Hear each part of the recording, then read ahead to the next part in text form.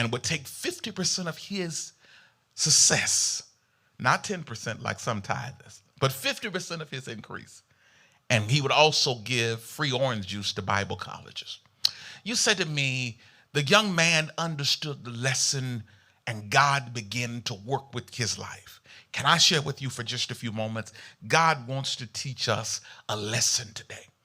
This text is powerful because it opens us up to the lesson that God has. Just for the next 15 minutes, I'm still watching the clock. There is something that's powerful in this text that begin to say, I'm practicing something I've never done. I'm trying this 20-minute thing. I don't know if I'm going to work it, but I'm trying something. The text is beautiful. You remember we studied about last week, we talked about the story of Ahab and the prophet of God. He runs all of a sudden to the house of Ahab and tell him, he says, it is going to be a drought in the land. That's what we talked about last week.